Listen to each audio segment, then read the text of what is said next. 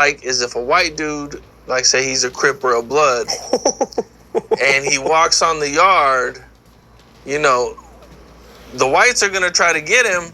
Not, you know, they're gonna be like, "Are you riding over here?" But if he's like, "Nah, I'm going with the Bloods of the Crips," and then if the Bloods and the Crips don't accept him, that it's a... Well, then, yeah, he's just free picking, and at the point, he's just better run for the hills. What's the deal, y'all? What's the deal, y'all? What's the deal, y'all? We're Trap tapping in 10, and Trap News Network back in the same, like hook cracking the same here at 10, and Trap News Network.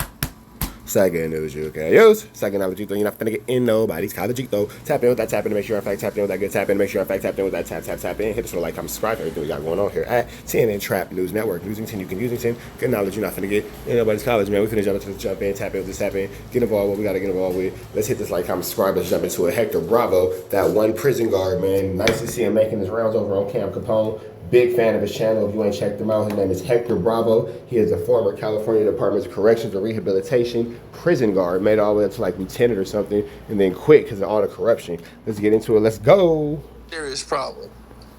So I'll have to turn back the hands of time to 2008.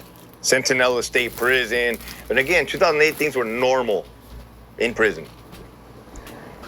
It was a level 3 GP yard, level 3 general population, Bravo yard, which was active as, dude, it was active. Bro, looking back in hindsight, that yard was fucking active. The riots, the staff assaults, the dope, it was busy. I was new. And the officers, my partners tell me, hey, there's gonna be a riot tomorrow. And I'm like, well, how do you know that? Because we just got a white Crip. I'm like, okay, like, what does that mean? Like, oh, it's a white Crip. Like, the whites are gonna go off. They're gonna kick it off with the blacks tomorrow. We like they already knew what time it was, and I'm like, oh, okay. Sure enough, dude, it was a white Crip. But the Crips accepted him, right? He was a white Crip, and they kicked it off. The whites and the blacks. But at that point in time, there was race riots. 100-man, 200-man riots. In 2014, let's take on this real quick before we move on. Well, how did that riot, end? Like, how bad was it? And did he end up leaving the yard? No.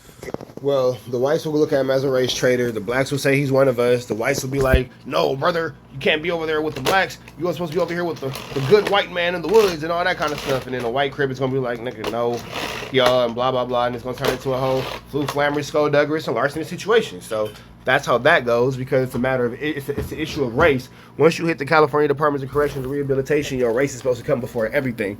So, as him being a white Crip, essentially pledging allegiance to the blacks, he would be a race traitor in their eyes. Oh, well, did he end up leaving the yard? Maybe they got him off the yard. Maybe administration got him off the yard. Right? At that time, they were not going to leave a problem in place. If they observed the problem, they were probably going to remove the problem, and then he can go wherever he wants, and they can continue to riot wherever, elsewhere. The way riots used to, think of it as a war. In war, you have numerous battles, right? Small battles. So if they get off in the kitchen, get off in the day room, get off here, get off over there, blah, blah, blah. Little skirmishes that finally lead to the big battle. Whites kicked it off with the blacks, because you're always, for the most part, depending on how it kicks off, if it's planned, there's going to be one aggressor, right? The whites are going to sneak attack, or they're going to launch the attack. In that case, you would consider probably the blacks the victim, because it all depends on who got off first and who had the most numbers, right? That inflicted the most damage. So let's say the whites initiated the attack on the blacks. They're gonna get their get back. The blacks will run it back. And this was common knowledge. The blacks will run it back. They're gonna go on lockdown, then the whites will run it back. It would run back and forth probably like 2 or 3 times before the war was over. Before they both agreed, hey, we've had enough, it's over. That's how that looked. So that basically shows that the guards have no control, and the inmates are going to do exactly what it is they want to do, how they want to do it. They have no actual credence over the jail. The inmates who are running the situation. Tell when the war is about to kick off. See people walk around with their boots on. Mexicans got on boots. Let's say there's numerous ways a riot can kick off. Let's say I'm a black dude and there's a Mexican table. And I accidentally go over there and I just start stepping on accident. I fall over. A Mexican dude gets mad, hits the black, boom, it erupts. You see how that wasn't planned? It just kicked off. Now, because it kicked off, yeah, that's going to continue. But as opposed to like a real planned thorough, that's going to last longer. Okay. I wanted to ask you a couple questions about the white Crip situation. Is that the only situation that you've seen like that? That I was involved in. That's happened more in other places. That is, at the time, that was common practice. If a white Crip or white whatever touches down, the whites were gonna get off. And the whites do not around, dude. Like, they make the best weapons in prison, by far. The best, like, immaculate knives. So, like, Machine shop. Yeah. The whites are craftsmen. Immaculate, but yeah, but it's not. That white Crip is viewed as one of them, dude. It's not even an issue. It's not even a question. As if is he a Crip or not? He's definitely a fucking Crip. And you ask him, he's definitely a Crip. You tell him, hey, are you a Crip? We're gonna put you back out here. Yeah, I'm a Crip. Put me back out there. They're like ride or die, all the way. And essentially, they have to do a little bit more because you're going against not only your race, you're going against the odds, man. So the white Crips, when they really are doing their 1-2 step, have to, show up and show out, so to speak. You feel me? You better be out there your Sunday best when it's wartime. And you better do something that's going to make everybody understand and realize that you are not to be played with, and you show allegiance to what you representing. Okay. Yeah, and sometime I've heard you in some of your past interviews on Vlad TV and other outlets, Soft White Underbelly, you've described prison as like working in a zoo where all of the animals, the cages have been opened. That's a fact. Because CDCR has an obligation to protect human lives, and to include the inmates, right? Because the inmates are in the care of the state. They're in custodial care. Okay.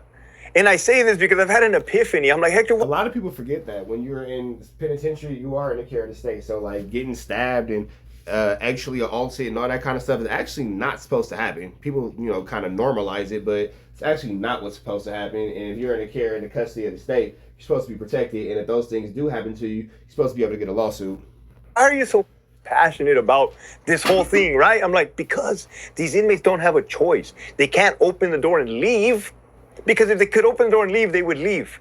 But the fact that you're forcing them to kill each other is where the problem lies. You've also made some, man, that's dope perspective, man. You've also made some statements saying, you talk about the different races of inmates that are in there, or incarcerated individuals that are in there, and you said the black inmates are some of the most problematic. Explain to the viewers how. What makes it so problematic for blacks that are incarcerated in California? So if there's a Mexican that gets out of line, before he gets out of line, there's a list of rules that his own people set out that he should not be violating. So those rules keep him in line. To my knowledge, dude. Because the blacks just pretty much do what they want to do. You niggas ain't got no structure, and that's why y'all be out there acting a fool. The blacks do not have a set written rules that they have to abide by. Or at least they're not following them, if they do have them. I don't think they have them. Okay. But they're definitely not following them. And one might be being drunk on the tier. They make the homemade wine, Pruno. Pruno, yeah. They ferment the fruit. The Mexicans have a rule. If you're an inmate, you cannot be drunk out on the tier. You cannot be out in the public. The blacks don't have that rule. So if you encounter a black inmate under the influence of Pruno, that's going to turn into a problem. So they're out there tripping. Oh, dude, are they tripping? Yes. You've also stated in some of those... But then, see, here go the thing, though. Hector, you being a little racially biased because the Mexicans be out there high on crystal. So, I'm just saying. Niggas out there off go fast that came out of somebody's butt. So, there's that. Use that the Mexican inmates are some of the most violent, though. The Mexicans and the whites. Mexicans and the whites, okay. Yeah. What makes them so violent? I think their ability to use weapons, their willingness to use weapons. Then you want to talk about numbers. So the two races that have the most population are the blacks and the Mexicans, Okay. right? The Mexicans use weapons per their gang politics, it's just since the beginning of time, and so do the whites. That's not to say that the blacks do not use weapons, but in my experience from where I've been, those fights look like 2-on-2s, 3-on-3s, fist fights. Okay. As opposed to, I'm gonna send two Mexicans with knives to brutally this dude up bad, where we're gonna hurt or kill him. We were talking a little bit earlier about like the phones, the drugs, contraband, how much of a huge issue that is. How you think they're actually getting inside the prisons? Various ways. I mean, well, that's only through staff, because how excuse me, how else would somebody who is incarcerated get anything from a free world if not through a staff member? Like, so that's pretty clear to see. All right, give me the ways they're getting in there. Dope female visitors, right? They secrete it in their cavities. Dope drones in 2025. Drones? Drone drops in 2022, 2021. A drone, bro. A drone. Who's brave enough to do that, man? It's not that hard if you pay a tweaker from the streets, from like El Cajon. Hey, dude, we'll give you $100. You fucking fly this drone, drop this package, and we'll give you this much money and a fake cell phone or a burner, right? Like, what they do, dude, is they'll drop a football full of dope, cell phones, or staff members. Staff members do, right? And I'm not gonna say all of them or some of them. They've been known to introduce contraband into an institution. All right. I've known of it female female officers that have sexual relationship with inmates. Mm-hmm. That's a fact. I've known of it personally of at least 5. I think there was one I saw. It was a young 5. Goodness gracious, good googly moogly. Hitting that thing. Young female, and I guess she got walked off the yard.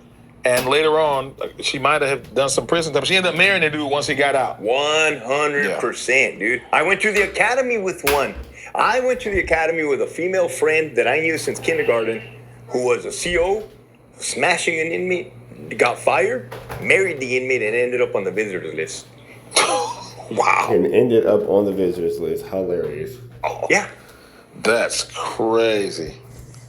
Wow, man.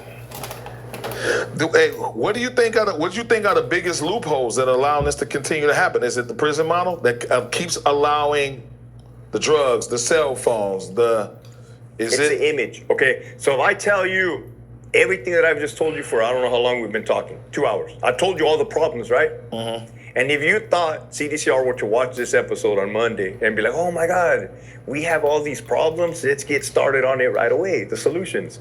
That's not the world we live in. I have been blowing the whistle for 2.5 years. Do you want to know what repercussions have come my way as a result of blowing the whistle? CDCR has initiated 2 frivolous search warrants, 2 fake search warrants into my email accounts, YouTube accounts, bank accounts. They subpoenaed my phone records from T-Mobile. Really? Yes. Who's his inside guy? Who's he talking to? They're trying to catch people they believe are leaking the information. Damn, It's like Nazi Germany, dude. It's like the German Gestapo. Man, sometime maybe I know you trained, bro, and you trained and you ready, but do you ever be thinking sometime like, man, you may have to get down with a higher force? I already know. Okay. And it's one of those things where I've accepted my fate. I've accepted my fate in my brain and in my heart and with my God. Okay. Damn, bro, they're making it seem like they finna unalive your boy, like they finna get Hector up out of there, man. Hector say something happened to him, he did not commit you a yai. Even Jesus knew that they were going to crucify him. He knew that they were going to crucify him. I've accepted my fate that I have gone up against this beast, and they're not going to be happy about it. And I don't put anything past them, up and to include putting my personal safety at risk. Man, well, I can tell you this, man. I'll say this, man. A man speaks the truth straight to the point, even if he sees destruction in his path.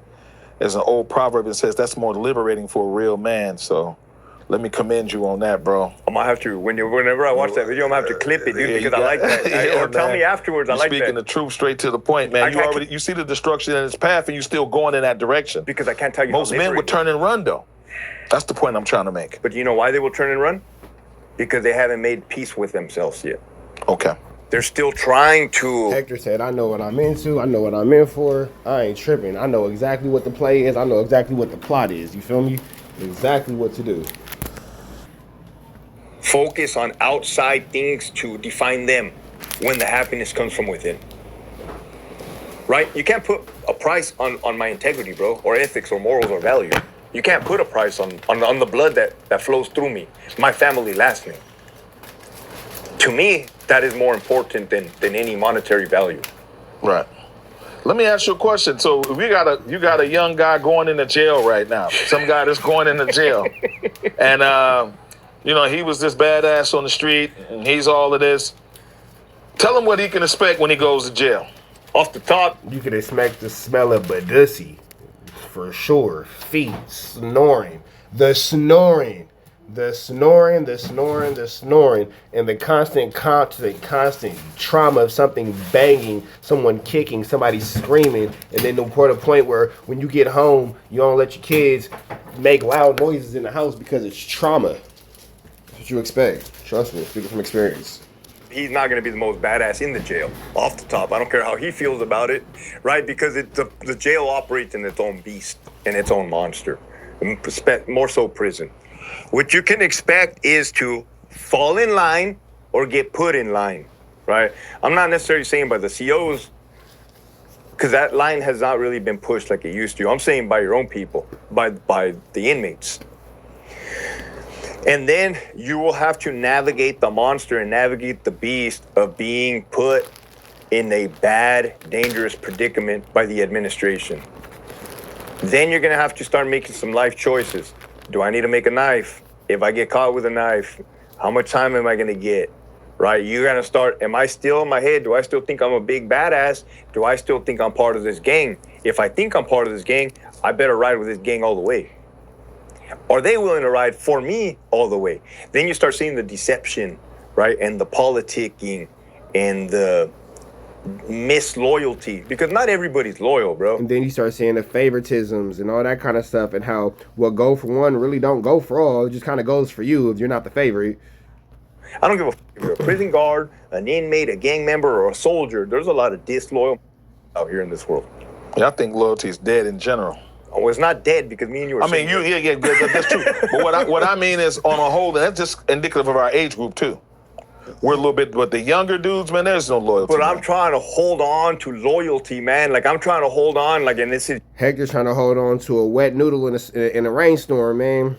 I don't know. And it's covered in Dawn dish soap. YouTube, so we're preserving history.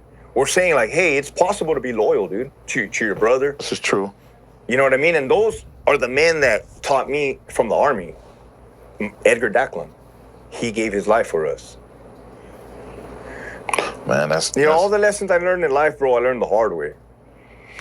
Yeah, man, you've seen through your eyes, man. You've seen war. You've seen the harsh realities of the prison system. You know, you said, I think in a previous interview, you said like one of your only regrets is like hurting people in the past. Oh, dude, I forgot which one that was. Soft White Underbelly. He said, "Do you have any regrets?" And right off the top, I answered no. But when I really thought about it, I'm like, you know what? I never said this on this episode. I have 14 years of sobriety going on 15 years of sobriety. I'm an alcoholic. Nice. Good job, Hector. When I actively drank alcohol and consumed drugs, I hurt a lot of people on my path, dude. When I was suffering from undiagnosed and untreated post-traumatic stress disorder, I hurt a lot of people. We said earlier, hurt people, hurt people. Now that didn't give me the right. I don't get a pass. I don't get an excuse.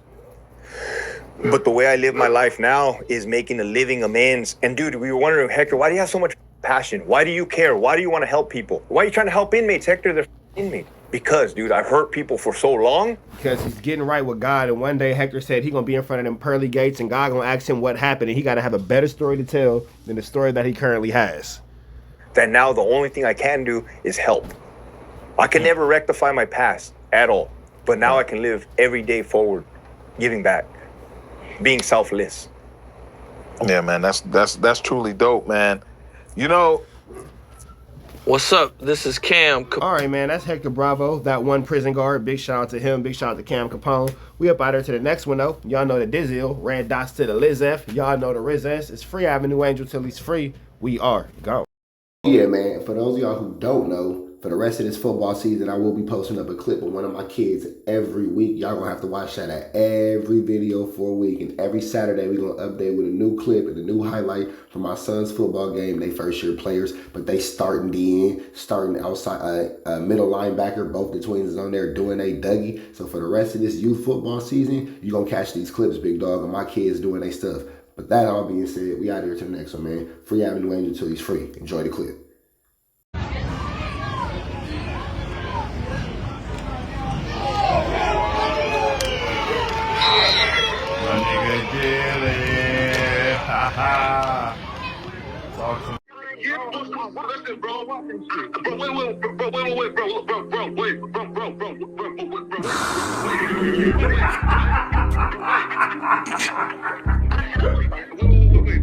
Sexy bands on my name.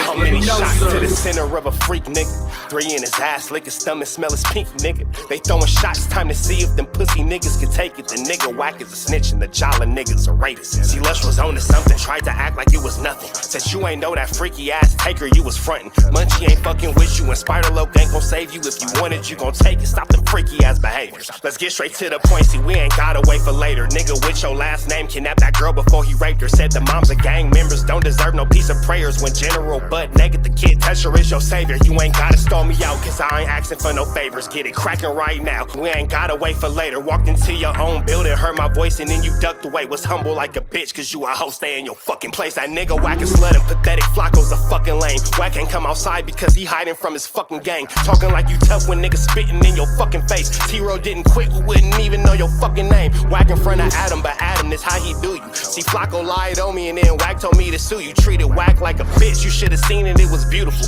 Now every single week that nigga jolly on my pupil. Is it Fred or is it Frederick? Is it Dave or is it David? All thighs on me. Flocka belly, now you famous. Type of creep nigga is you. How are you and Dave related? Nigga, no means no. You should've told him not to take it. I'm really in the field, you niggas stuck inside the matrix. From BET to the Knicks, down in Compton where your face is. That nigga Weird Jolly got some freaky ass cases. Tryna fake fight Lush cause Adam wanted you to face. You wanna be like academics, making videos like point and shoot. You and Dave the same ass lane. We know the fucking truth. Brick ain't say this shit is a play, cause he don't fuck with you. He not gon' get involved when them real shooters come for you. If you grew up in the land, them thirsties, they would've humbled you. Grew up with them lions, I promise they would've hunted you. I get disrespectful, the next time I'ma punish you. You dirty fat bitch, I swear to God I see the bum in you. Niggas say they shooters till it's time to bring them guns out. Loose can't read and Whack lost his wife to Clubhouse. Treat Whack like a bitch, mark him out before he snitch again. Flocka, when I see you, I'ma show you the type of bitch you is. Niggas say they see me, they pullin' blick out. I promise that this Glock can make you sit down. Drum with a cooler, one for you, one for your brother. Wrap the string around the mop, sound like your dumbass when you stutter. Swear to God, nigga.